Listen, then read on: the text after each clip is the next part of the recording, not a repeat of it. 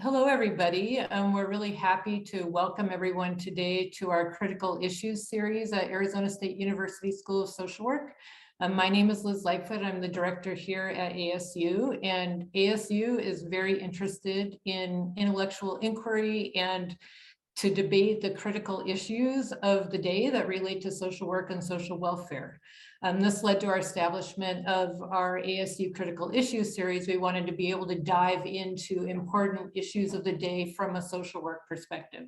So we are very pleased to be hosting this webinar today on voting rights and voter participation. And as most of you know, social workers have long been involved in efforts to increase voter participation, both in get out the vote type of activities and pushing for access to voting as well. However, in the last several years, there have been numerous state and federal proposals, both to expand, but also to restrict access to voting, often related to changes in mail-in ballot accessibility, voter identification requirements, polling hours or locations, or even voter purges. So we're really happy today to have this great panel here who can provide us sort of an up-to-date overview of the current laws or new proposals to expand or restrict voting access in Arizona, local efforts in Arizona to mobilize for voting rights, and what social workers are doing nationally to increase voter participation through the Voting as Social Work campaign. So our panelists today include Will Gaona, who's a JD and is the Legislative Affairs Director for the Arizona Department of State. The Secretary of State currently is a social worker, and Will shared that his wife was a social worker too, so he kind of gets us. We also have Teresa Mayberry, who's the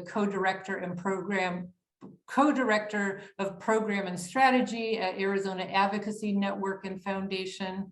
And we have Terry Mizrahi, who is the co-chair of the Voting as Social Work Initiative, and she's also a professor emeritus at Silberman School of Social Work at Hunter College City University of New York. So we're looking forward to a really great discussion.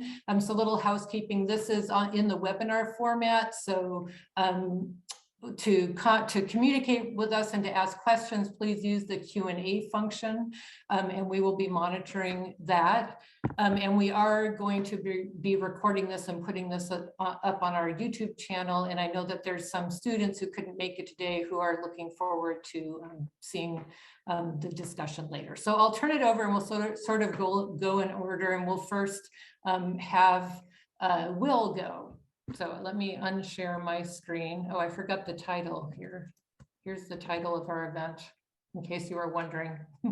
Okay, so I will unshare, and it's open for you.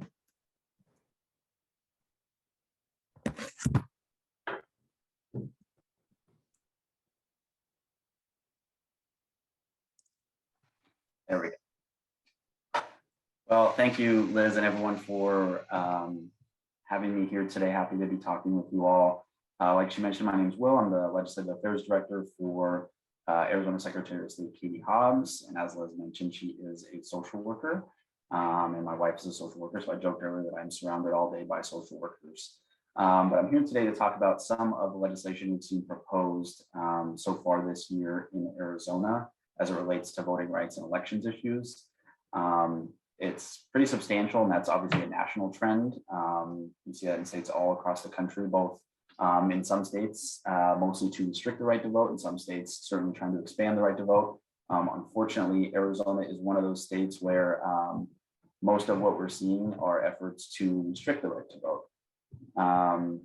Why is my screen not advancing? There we go. So there's a number of bills we're tracking this year. We're kind of at the place in the legislative session where the committee work is winding down, and it's really kind of crunch time. We'll see which bills are going to make it across the finish line and potentially go to the governor's desk to be signed. So some quick statistics here. There's been roughly 140 election-related bills introduced this legislative session. About 100 of those bills or more now, given that I made this presentation about a week ago. So more than that at this point are what's considered to be dead, which means they've either kind of failed on a vote, either in committee or on the House or Senate floor, or they've just have not passed a certain step they need to pass by a certain date. So the vast majority of legislation that's been introduced this session is not going to become law. And for some context here, there were 1,560 total bills introduced this year. So election-related legislation made up about 9% of all bills introduced this session, which is enormous. It's not an issue that, except for the past couple of years, really sees that kind of attention from so many legislators. It's usually issues around education or things like that, healthcare, those kinds of bills we usually see a lot of. This year, it's quite clearly a huge focus on election legislation. So the bills that were introduced this year, as best I can kind of categorize them into three buckets. There is legislation that's focused on ballot drop boxes, legislation that affects voter registration, and legislation that affects early voting. So we'll take each of those one at a time and start with the voter registration related stuff. Now I'm just going to give a few examples of bills that have been introduced this session. Obviously, like I said, there were 140 of them. Can't get through them all, but I'm going to give you kind of a flavor of the kind of ideas that are out there right now. So HB 2617, this is a bill that's technically still alive, so it's not in that dead category. This bill has passed the House, has gotten through committee on the Senate side, and just needs a vote on the Senate floor to advance at this point. But what this bill does is really kind of, it's really a sea change in the way that election administration works with regard to registration, and that normally if you register to vote, you provide whatever information is required by the state you're in. So let's say an identification or information about citizenship or whatever your state requires. And after that, you're registered to vote. What this requires is that election officials are regularly reviewing all government databases to which they can access to ensure that all voters are qualified electors. So it kind of requires election officials to kind of be going through this constant process of verifying the people on the voter rolls, even if they already had to be verified when they registered. So it represents this new level of work for election administrators that is clearly based on this narrative that our voter rolls are just full of people that are not actually eligible to vote. It also would require, anytime an election official finds someone on the voter rolls that needs to be canceled, it would require that election official to send that case to a county attorney or attorney general for possible prosecution. So the fact that we're immediately having to search for these folks, and if we find any of them, we're going to send them to a prosecutor to potentially be charged with a crime. HB 2492, this is the election bill that's moved farther in the process than any other. This bill was passed out of the Senate last week and is awaiting the governor's signature or veto. So this is the first and only election bill that's made it that far this session. But this bill is enormous. It requires a bunch of stuff. One of the kind of changes in this bill that people will not be used to is it requires additional proof of residence when registering to vote. So if you go, you're in an event and there's people registering folks to vote, you fill out the form, you have whatever forms of identification you need. The address that you put on that form, this bill would require you to present additional documents to prove that you actually live at that address. That's something entirely new. This isn't something that currently happens, and it's an additional document that you have to provide a photocopy. So if you're at an event and people are trying to register folks to vote, they might have to have some kind of photocopy or something available at that event to be able to take copies of this document that you probably don't carry with you every day to prove that you live at the residence that you live at. So it's a brand new barrier that's going to cause a lot of issues, particularly for advocacy groups and other organizations that kind of go out in the community and try to register people to vote. It also creates a Class 6 felony for any election official if they essentially register somebody to vote and it was later determined that person was not a United States citizen. So even if that official kind of looks at the documents, has a good faith basis to believe that this happened, or this person was registered to vote, they could be charged with a felony and therefore potentially lose their own voting rights if they register someone and later determine they're not a citizen. So there's a number of bills that were introduced along these lines this session that kind of seek to make, require additional documentation or information for people registering to vote, but also new requirements for election officials to constantly be monitoring or, under fear of prosecution if they do something wrong in the process of registering somebody. Like I said, this bill is on the governor's desk right now. We're waiting for action. Early voting. Arizona has an incredible early voting system. In Arizona, we've been voting by mail for a long time. Arizona went to no excuse vote by mail in the early 90s, which is something that some states just went to in response to COVID in 2020. But Arizona has been doing no excuse vote by mail for a really long time. We also have 27 days of early voting in person as well. So there's a healthy early voting period, both by mail and in person. In 2020, about 90% of Arizona voters voted early, either by mail or in person. So this is clearly the preferred method. COVID or not, this is how most people in Arizona vote. So SB 1474, one thing it would do is would make Election Day a holiday, which sounds like a great idea to a lot of folks. Might not be super effective in Arizona simply because most of us vote early, but the other thing this bill does is eliminates all early voting. So this bill would make it so that, Election Day is a holiday, everyone's got the day off unless, you are, someone who works at the grocery store and some other job where you just don't get federal holidays off. But you can't vote early any of those 27 days that you currently can. So this bill is one that's technically dead. It did make it out of committee. There are some other bills that are still technically alive that kind of use the same concept of ending all early voting, but this one in particular is currently dead. And then SB 1571, ballot, it says it's a bill about ballot drop boxes. We're going to talk about it in just a minute in that context. But the other thing this bill does is say, everyone can, you can still vote by mail, no excuse, but your ballot cannot be returned by mail. So essentially you can get a ballot mailed to your home, but you can't do what you can do in the current process, which is mail that ballot back in and have it counted. You would have to take that ballot and personally return it, which is just, kind of eliminates much of the convenience of our vote by mail system. And then finally, drop boxes. This has been a big issue in Arizona and nationally. Use of drop boxes, particularly in the expansion of vote by mail in a lot of places. Election officials realized we need to make it more convenient for people to get that ballot back. And so there's a number of drop boxes that were across the country. Here in Arizona, I think we about doubled the number of drop boxes we have statewide in 2020. I think we have about 150 right now. And so for folks that aren't familiar, these are what drop boxes look like. You'll hear a lot of stuff on the news about them. They are enormous, heavy pieces of metal that are bolted into concrete.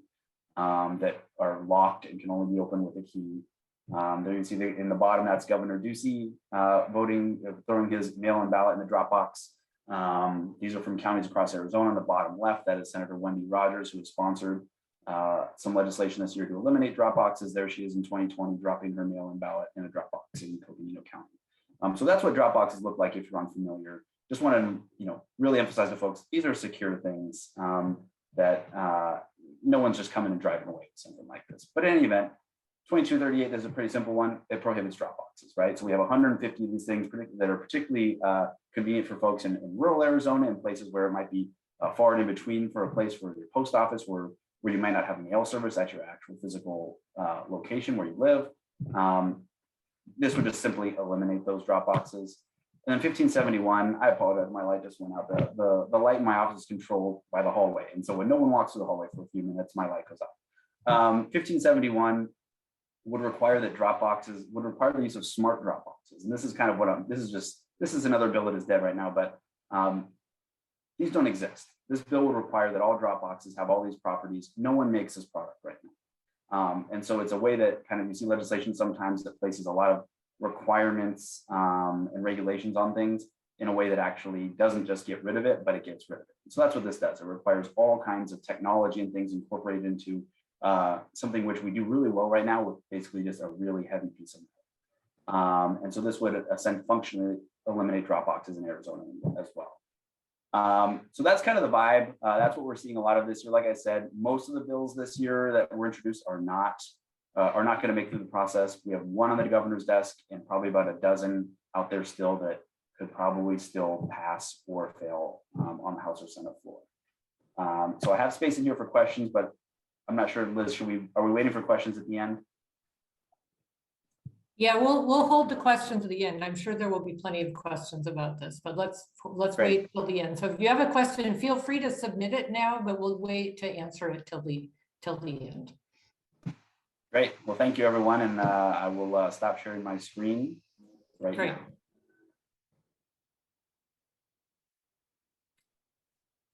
Thanks, Will. We'll move on to Teresa now.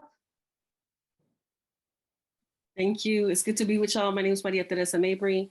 I'm a co-executive director with the Arizona Democracy Resource Center, and wanted to talk to y'all a little bit about what we believe in and also what's happening in our community, what it looks like to show up and actually make sure that our communities can engage in what's often relegated in democracy spaces as the highest honor or privilege.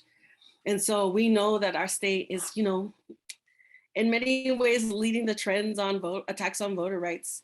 And it's not just what's happening in regards to the process, it's also what's happening in our communities and with our bodies, right? Housing prices. In my neighborhood, I live in South Phoenix. My granny lived in this house and she passed it on for generations. And it was part of our legacy as Black folks to continue this effort moving forward.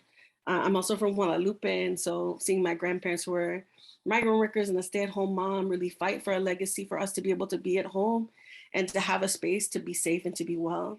And so a lot of these things are under attack when we're seeing reproductive issues come up as bills and say, like whether it's access to abortion pills or different medicine, issues around trans issues, gentrification and displacement, all of these things we view as democracy issues because they affect our everyday lives, they affect our ability to go to school, redlining and redistricting and what's happening here and what our voices are going to be able to do. And so our ask is that no matter who you are and where you're from, if you're in community, you have the opportunity to say what happens, right?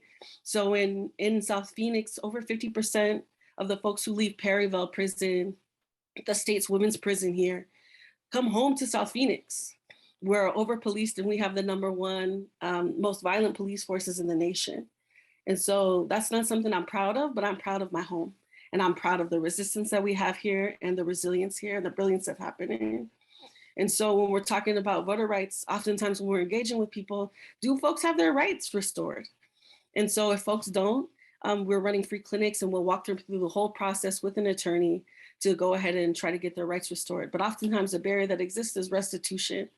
And so restitution is an issue, is a fine or a fee that is paid to the victim of the crime. And oftentimes that's the state. So it's a real-time poll tax that folks have to pay before they can get their rights restored. We know that marijuana was just legalized. And so we are running free marijuana clinics to get folks' charges expunged. So if you have people in community who need their marijuana charges expunged, this is an opportunity. When we're talking about access to a poll, like those ballot boxes, we have to think about tribal lands. We have to think about rural Arizona. We also have to think about in future sessions or in previous sessions, that you can't go collect ballots. We used to do ballot chasing. I don't know if y'all had somebody come to your door and they're like, have you filled out your ballot yet? That's illegal now and you can get a heavy charge for that. And so this chipping away that is happening, just like we've seen historically happen against moves, has led to more criminalization of everyday activities around what it looks like for our communities to engage in a process that is actually just saying like what I want to happen. Like, why is it that I have to go to 75th Avenue from 16th Street to actually have a splash pad, knowing that Arizona's had it? We already hit 90 degrees, right? So what are our opportunities to engage in a community that really gives us the space and the autonomy to say like, actually, no, I would like a community center here. On 24th Street and Broadway, there's supposed to be a community center that's run by the city of Phoenix. Nobody goes there. Why? Because there are police officers there. And so in communities that are over-policed, when we got a 50% recidivism rate happening in South Phoenix, we have to question what's going on with our democracy. And so these things that are chipping away at even access to a ballot, so this year would have been the 27th year that we had the most reputable early voting and vote by mail system. We were a model for the country, and yet it's gone. And it's gone because folks who are supposed to represent us aren't listening to what they have to say. And so we have a couple opportunities. We're running a ballot initiative. It's called Arizonans for Fair Elections. Miguel, there's a couple, if you just want to drop the series in there. And so it's automatic voter registration, same day voter registration. Tribal lands actually get to say where polling locations should be, because that's not what's happening right now. Last year we had a lawsuit with the Pascoyaqui tribe and the county recorder because we couldn't get adequate polling places. And so there's also links for folks who need their rights restored. So if you are working with folks who need their rights restored, they can just fill out this form. And even if it's marijuana expungement, we will fill out the forms with you, go through this process, let you know what you need. And if you have folks who are connected or need resources, we're also connected to them. And so we believe that if we're going to have a true democracy, it needs to be representative of all of our people, despite status. And so that means we have to do the work to not only challenge the poor and short-sighted legislation that continues to criminalize folks for trying to access a ballot, but actually ensure the folks that are actually being criminalized and marginalized and forced out of our places. You know, lots of folks 10 years, 15 years ago, folks didn't want to be on the South Side. Folks were nervous to drive through Guadalupe because, you know, our dogs do use crosswalks. And yet we have brilliant, resilient community that so many folks want to know about our culture and who we are. And that's not actually being honored by our state, nor is it representative of what's happening on a federal level, a state level, or a local level. And so that's why when we're talking about engaging in these processes, like, yes, you could get your rights restored. Let's figure out what that process is. You want to register to vote? Let's go ahead and make that happen. You haven't actually ever written a letter to your senator or your person, like regardless of whether you have a status to vote, let's engage in this way. You know what? One of the biggest ways that we get together is like, we're relational people. Like everybody has a relationship, like your cousins, your aunties, your Zumba folks, whoever you go with, like the foodies you might go on with weekends or hikes, or like, even if you have like dog dates, puppy dates. And if you hear my pit bulls, they just sound like dinosaurs in the background. They're there. But know that in our relationships, there are power.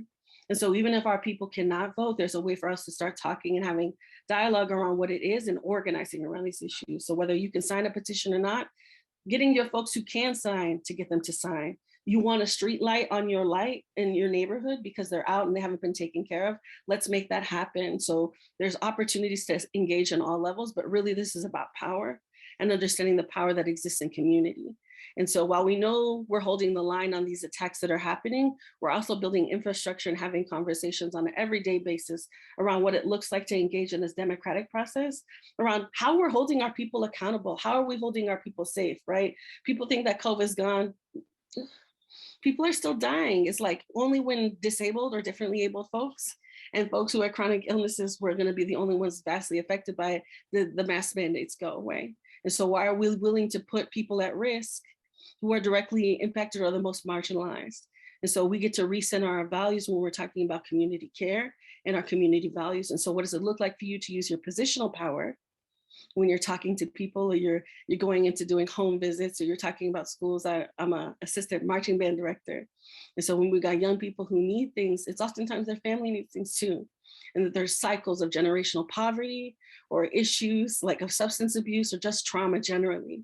And so when we're interrupting being able to have access to city resources or local resources, or just even to say like, you know what, actually, I don't like this person in office anymore because they don't actually believe that I should be getting the care that I deserve and being able to access that vote. Or I really like this person, or shoot, I'm gonna run for office one day, and encouraging folks or a committee of folks to run for school board, to mayor, for city council, for your legislative district, whatever it is, that is actually representative of who we are and our values moving forward, of how we actually hold each other accountable, but also how we care for each other and just the future that we have. Because I'm not here just to survive.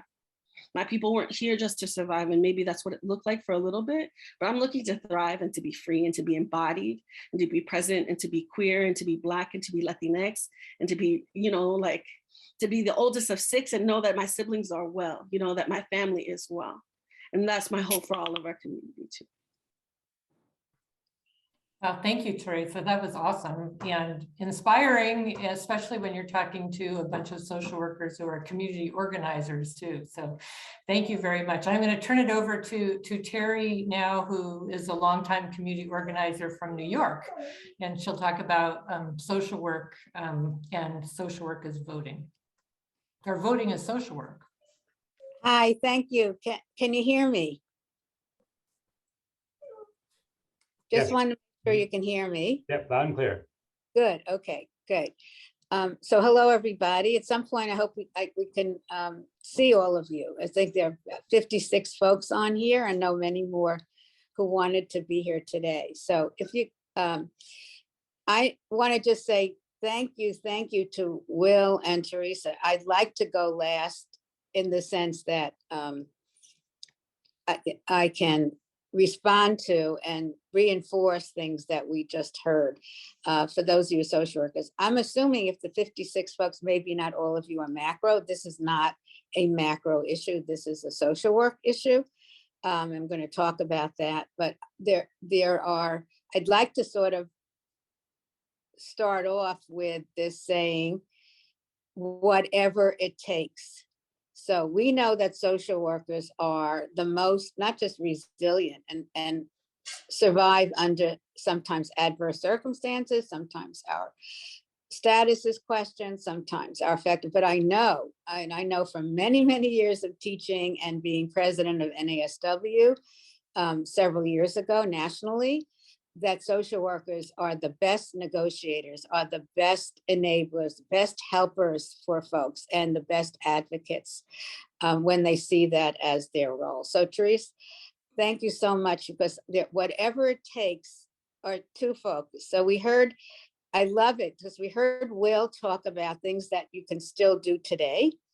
And before I talk about our campaign, which is about registering and getting people actually counted, I just want to say that there are still things, it sounds like, when we have question and answers, Will, people can still contact their legislators and make a difference on the ones that seem most egregious to voting access and also most possibly able to influence. So that's one. So right, there are things now what Teresa and Will can tell folks very specifically that there's still time to change somebody's mind, or there's still time to change, to shift a state legislator's position, or perhaps even the governor. So I'm not from Arizona, I'm new to the state, and I'm learning a lot that I can take back to other parts of the country as well. And just know that many of these forums are going on around the country with many of our social work leaders around national social work voting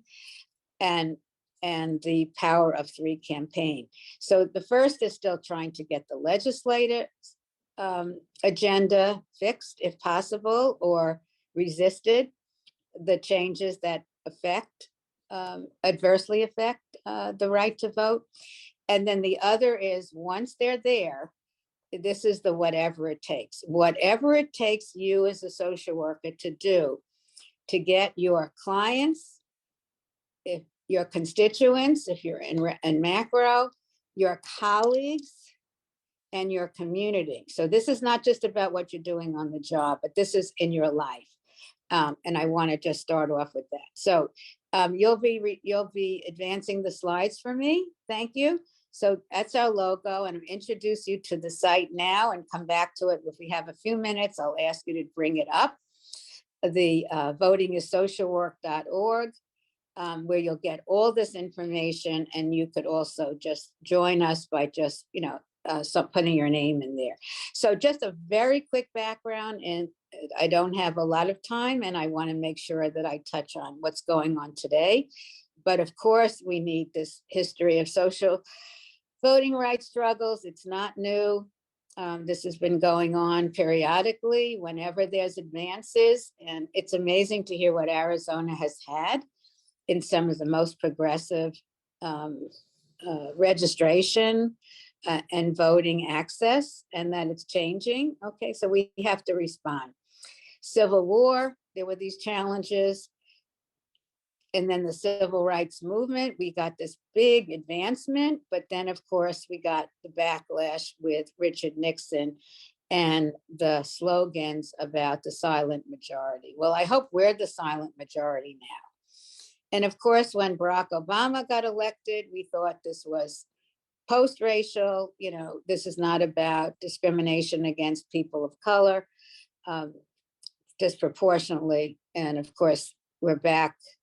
We went through 4 years of another president who shall be nameless, but we're now in a situation where we're at the table nationally with a sympathetic President Biden and Vice President Harris. Whatever you think about them of others, we have the opportunity to create stronger national voting. So as you see here, there was racial violence, voter suppression, and so on. Let's go to the next slide, thanks. So the right to vote is under attack today. It sounds almost redundant to hear that. But I just, again, just to reinforce what Will said and Teresa, but a little bit more, there are different kinds of things, and I don't think you have to know this just for a policy exam if you're still a student on here, but voter suppression, intentionally making sure that certain people can't vote, as you heard already. And then there's something called election subversion. And what that is after the vote is counted. We always thought that once the vote is in, that was our end of our job. But now we have to look at the counting. And I have to say, sadly, from somebody who's watching national news about Arizona, you've tried, not successfully, to subvert the 2020 election, from what I see, again, outside. And even with that whole recounting fiasco, as it seemed from an outsider's perspective, nothing turned the 2020 election. But we have to look forward to November 2022 in a non-presidential election. Again, I'm talking to people who probably care and know already, but if you care for information, people don't vote as much in a off-year election. But if you want to really know, in 2018, the last off-year election, tremendous strides were made for the progressive social work agenda. So this is the year that counts. And of course, the last one is gerrymandering. It's redrawing the districts so that it favors one group or another. And I will say, as we go to the next slide, that we are now a nonpartisan group. I would never want, and never as a leader in social work, ever say you tell somebody who to vote for. You look at the values, and yes, there were the Biden administration's values lined up with where social work values are much more. And so our PACE, which allows us to support candidates and give money to candidates, did support the Biden-Harris, again, because of their positions. And we also have to hold them accountable. I heard you say that. Regardless of who's in power, it's holding people accountable. So I want to say a quick word or two before I tell you about the campaign. And I'd like to actually do a quick tour of our website in a few minutes. But I do want you to know that social workers, as I think Liz Lightfoot, your dean, said in the beginning, social workers have been involved in this before. And you may not know this, and to be a very proud social worker is what I'm going to say. We introduced, I'm sure things went way back before 1985, but let's start in 85. There was the Human Serve campaign, and that went right to where most of you are now, either in field placements or as staff, that in the agencies, that's where it's going to take place, in the field. And so that's what I'm talking to today, right where you are, to register clients. And it was a somewhat successful campaign, not as much as we would have hoped, but now we want to fast forward. So what happened when we had a friendly administration in the Clinton Gore presidency? We had the opportunity and we took it and we won. And the we won, I'm going to say, is the American people, to be able to register people in public agencies. You probably heard about this National Voter Registration Act. It was called Motor Voter, and it's still in existence today. But two social workers led the fight successfully, Frances Fox Piven and Richard Cloward, where you have to, and guess what? It still requires that federal agencies offer it. So any of you working in public agencies, any kind, not just voting, motor licensing, motor vehicle bureaus, but any public agency should have available, at the very least, be asking people to register and vote and be able to do that successfully. So let's go on to the next slide. I want you to see a picture. I'm telling the truth. There is Frances Fox Piven and the late Richard Clower. He died too young, with President Clinton signing the bill. Let's go next. So social workers can and must be up on the game, as I said. We have to strengthen our democratic institutions. Why it's the right thing to do. It supports our mission, social justice. We're in the right place. As I said, we're at the intersection between the individual and society. How many of you know the word PIE? For the non-social workers here, PIE, person in environment. That means social workers do not just work with the individuals and the environment. It's not person and, it's person in environment, right? And that meant they're inextricably intertwined. So people who are working clinically or with individuals and families and groups need to understand that the policies inform the work and the outcome and their effectiveness. And people at the macro level need to understand how's that affecting the tenants organization, the senior citizen organization, the civic organization, and the folks who work in that community at the grassroots level, as we heard so eloquently from Teresa. So we're best positioned to witness the harm and be able to say, I bet you don't know how that's affecting Mrs. Jones or Mr. Rodriguez. Bring civic participations into the classroom and the field. This is the time. Next. Yeah, so just a very quick thing. You'll see the people who didn't vote. And all I want to say about the blue and red divide is that, as you see here, how many people did not vote? While we had the greatest turnout in 2020 in the pandemic, and look at that contradiction, people came out in spite of it and because they wanted to be heard more than ever. But turnout rates, as you know, in your county, it's state level and it's at the county level, at the precinct level.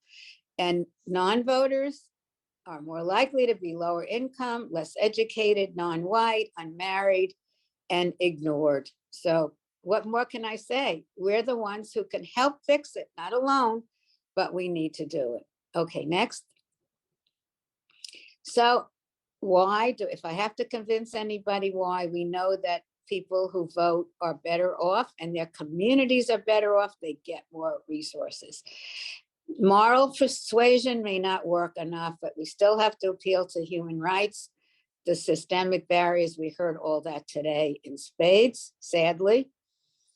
And voting is an act of power, both individually and collectively. We talk a lot about empowerment practice, advocacy practice. We talk about ourselves being advocates on behalf of and with clients and encouraging clients and constituents to be upfront. And of course, the vote is our most powerful tool, said John Lewis. Next. So this may be new to some of you. And again, you may have resistance and you need to be armed with the facts. Please dispel the myths about registering in the voting process. There's something called the Hatch Act. Look it up. It's legal to register and promote any nonpartisan activity. So if your agency says, oh, we can't do that, it's political, please tell them, ask them, where? Show me. Let's do that Harry Truman famous quote from President Truman back 70, 80 years ago. He used to say, show me. And where does it say that? Just ask somebody, just challenge them nicely. Where does it say we can't do that? Because it won't. You can do everything, including bringing the candidates to your agency, getting their positions, especially now and coming up in 2022, state legislators and local legislators, that you can have them as long as you're bringing in all the major candidates, not every single party, but Republicans and Democrats, or give them the opportunity. All you have to do is say you invited both to speak. If they don't want to come, that's their prerogative. Agencies, public agencies are not encouraged. Again, I said, I'm repeating this again, because some of you work for state agencies, public agencies, or work with nonprofits that get money from the federal government. You are encouraged and sometimes mandated to provide that information. And actually, we're here today to say there's tools to actually register very quickly with a QR code and your phone. And as I said, ask for evidence of voter fraud. Unfortunately, it didn't, hasn't stopped the opposition from saying there was fraud in 2020. It's getting less and less relevant now as we go past 2020 toward 2022, but we're still going to hear about voter fraud, even though every single court, Republican or Democratic appointed judges, found that there was no evidence and threw out many of the Trump cases. Doesn't stop it from happening, but we have to at least know the facts. Next. So our campaign goals. I'm going to switch in the last 5 minutes to talk about the Voter is Social Work campaign. Got started in 2016. And we have three goals. Again, our role is to mobilize faculty, students, fieldwork, educators, whoever's in this room now, and I'd love to see hands a little bit later if we can get everybody's face up and hands. Ensure people get to the polls, cast their votes, and then we can't stop there now. We have to be part of the process. If you can be on a school board, if you can be in the election, if you have the time and energy, especially if, by the way, you do have a federal holiday, one thing you can do is you can become a poll watcher. You can participate in the polls in different ways. We've encouraged agencies, and if any of you are deans or leaders in your agencies on this webinar, give somebody some time off to be able to participate civically, because it is a ethical principle of social work. And again, more, not just 2022, but continue those local elections, get involved. As somebody said, run for office. It's not so easy, but many social workers have, and as you all know, many social workers have been successful at it. Next. Yeah, so this is just the ways, and I'll just go through these last very carefully, very quickly, just to take a look quickly at this list of things that you can do. There are many of them, and when you go on the Voting is Social Work website, you can see that there are these are all enforced, and you actually can check them off. I'm going to put my charger on my phone so it doesn't go off. Thank you. Just give me a second. Sorry about that. Okay, back. Okay, so I said all that, and you could just get reinforced. Let's go on. Yeah, so your vote is your voice. Let's be heard. You know, next, the last slide is to join our campaign in any way that you see fit. Again, it's votingisocialwork.org. Just be part of the solution. And I didn't know, we didn't coordinate this, Liz, and folks from ASU. I see, be part of the solution. Be the solution, I think, is what your phrase said on your screen when you open this up. So can we, in the last couple of minutes, can you open up the Voting is Social Work website just to show a few things?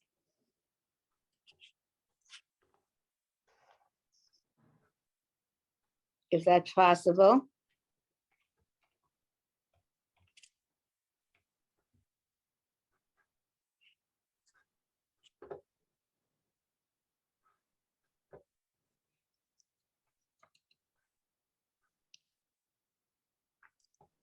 Okay, Miguel, thank you. So when you get to our, this is, I call it new and improved. We just revamped our website. Hopefully it's going to be easy for you. And again, anybody who wants to communicate with me after, my email will be available, or you can do it through the folks from Arizona State here today, Miguel or Liz or other folks. So this is the camp, this is the homepage. And what you'll see on the top is, you can see, if we could just go to the power of 3. The link, one of the boxes that say the power of 3. Yeah, take the pledge. Okay, so just want to show you that and introduce to you the campaign, simple and profound. We're asking everybody to do. I've been trying through my family, my friends. Are you registered to vote? Pledge to register 3 people. That's it. Between now and November. Got plenty of time. We're starting in Social Work Month. We have 6, 7 months. I don't know. We'll find out in Arizona when the last day you can register if you don't have 7-day registration. And the power. So imagine we have 700,000 social workers in the US by some counts. Imagine if each one registered 3 and asked that person to register 3. It can be phenomenal. And I just like social workers, you probably know that we are the largest mental health providers in behavioral health in the country, way more than psychologists or psychiatrists or marriage and family therapists. We reach 12 million clients a day, according to Angela McLean, the CEO of NASW, and only half of them vote. So again, from what Teresa was talking about, if we can't get folks to trust the importance, and they know, they're going to say, what's good, what's terrible, it's terrible now. My vote's not going to count it. I can't find that vote. And if you can't collect the ballots, so you're going to still go door to door and you're going to say to folks, here's where you can drop it off if you haven't done it. We're going to do whatever it takes. We're going to try to reach the folks. Let's just go to the student page, I think up there, things for students. There's I think there's one of the sites, or at least in one of the boxes.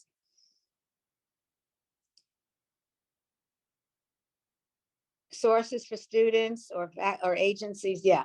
So again, go to that if it's interesting or important to you, or if you're a faculty. We've broken it down so it's not overwhelming. There are specific sources for students, great videos of students talking to other students. There's a tab for working with faculty, and there's a tab for working in field. And we heard earlier about felony convictions. Again, your state may be, however Arizona works about getting votes restored.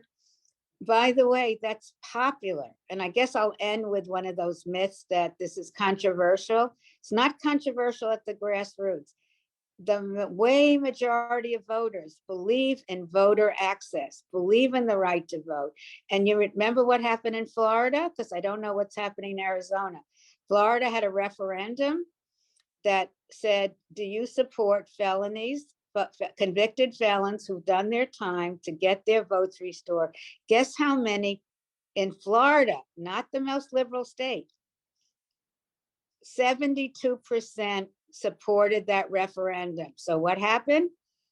Because it was so popular, they went to the next step to repress it, and that was restitution. As you heard here today, you have to pay all your bills before you can vote. And so there's another round, but we fight back. We're going to do whatever it takes.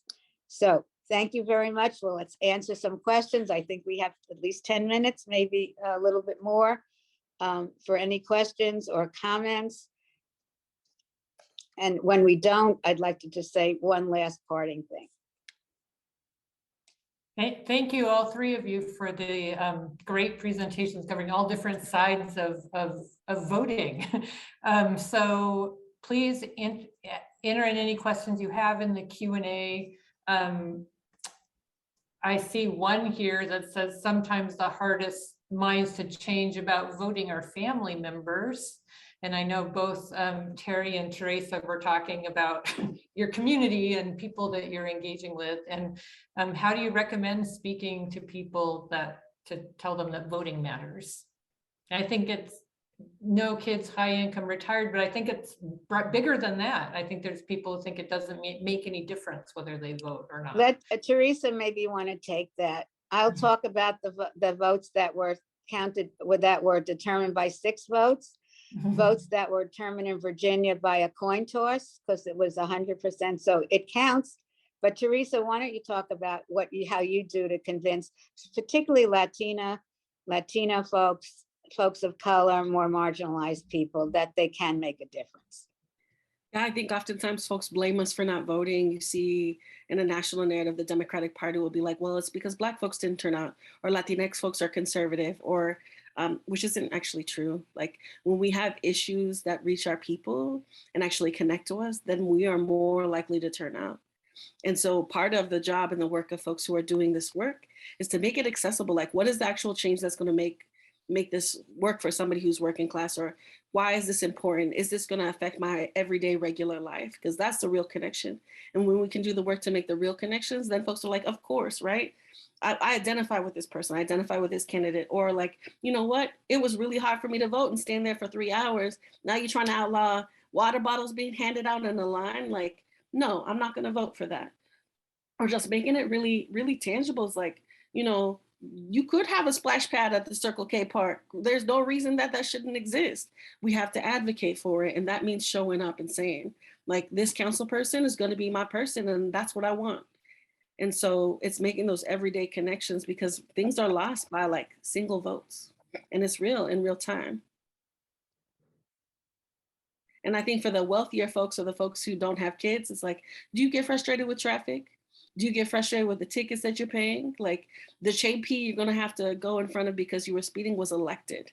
You know, the parks or the lights, or, you know, the traffic signals around your favorite Friday spot, or movie tickets and the price of taxes going up, or where those taxes are going. All of those are determined by votes. I'll give you just one last thing to add to that about, again, what we hear, Teresa and Liz and everybody.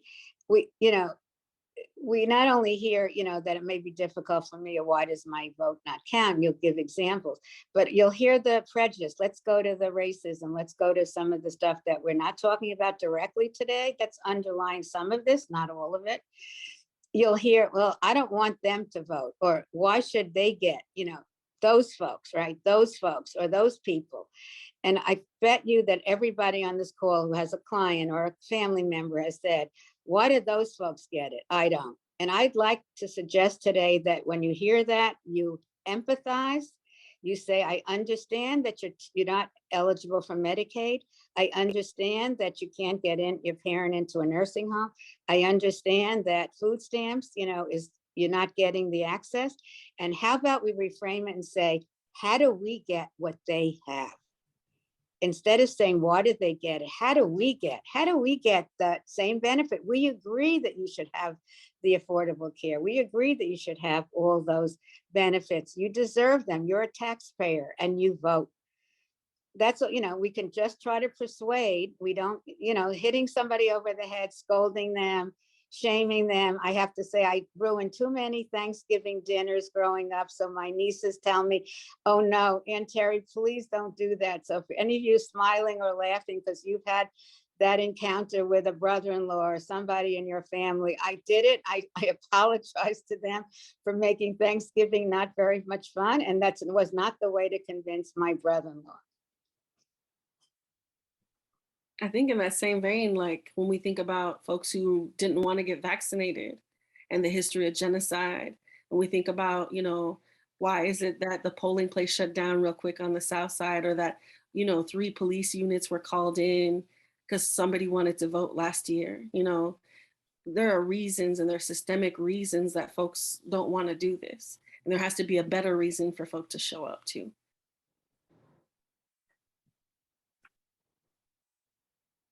That is a great point. I see there's another question that Teresa answered about the polling place changing at the last minute. And that's the county recorder responsibility. And what I have a general question is, what do you think we can do as social workers to improve voter access? I mean, there's voter participation, but to improve voter access, not just in Arizona, but I guess across the country. But what would be your suggestions, any of you? So we run a statewide election protection program. So a lot of the information that's coming out around like the misinformation or the disinformation, or maybe the polling place shut down because it wasn't accessible, where do folks go then?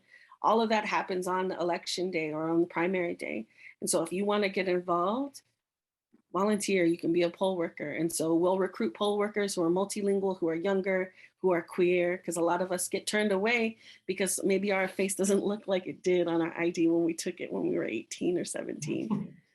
And so being able to be accessible on those days, but also being in the know of, this polling place is shut down, but this place is here, and offering rides. Like they used to run souls on the souls for the polls to the polls.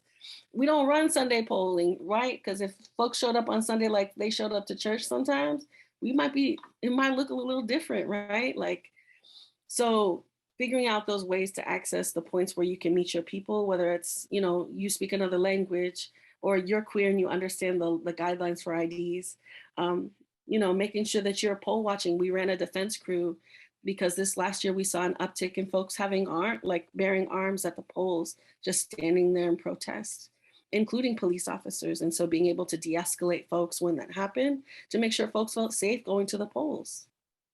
Will, I think just to go back to that question for right now in Arizona, because again, I don't know it specifically, but if there are still things that can be persuaded not to be voted on, prevention is the best. Please get in touch with your state legislator. Now, I would bet, I've done this in my policy class, so I ask all of you to name your legislators, your local and your state.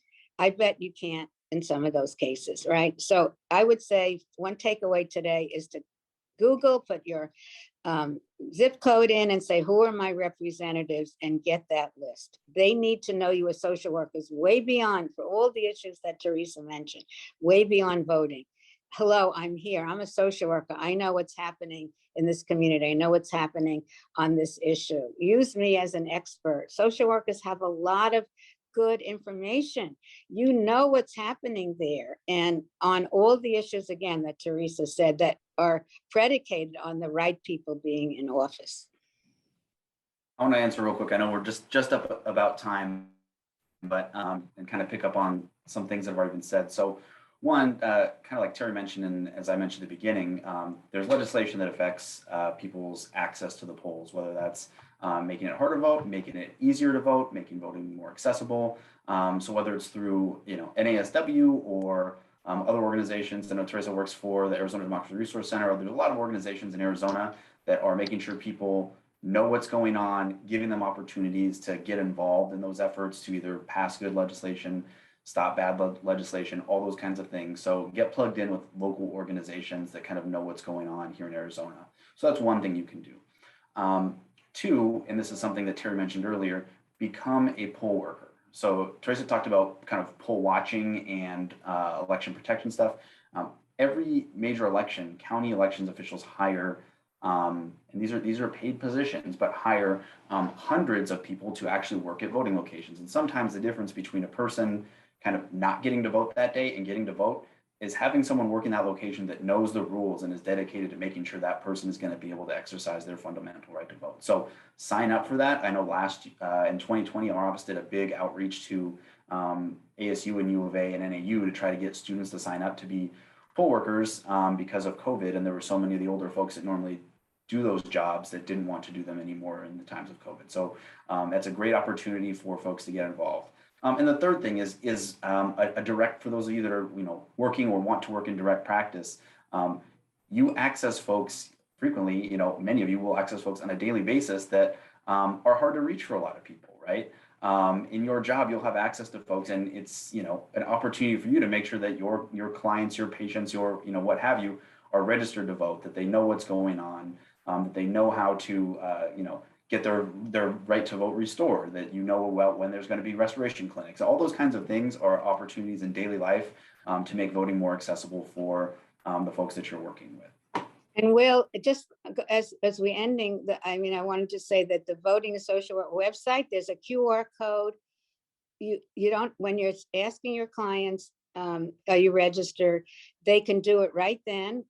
Again, it's not coercive. They could say yes or no. They just If they're registered, they're empowered. That's their choice what they use it for. But if they're not registered, they're out of the game completely. Is it possible to show everybody and do a quick No, we hands? can't because it's in webinar format, so we can't. Oh, okay. We All right. Well, can't do it this time. So I want to thank all of you. We're over time actually, and this was a great presentation. I'm inspired to go out and get registering people to vote, and I'm gonna contact Teresa and see what I can do there too, and maybe we can have more social work students volunteering over there. I think it would be a great activity.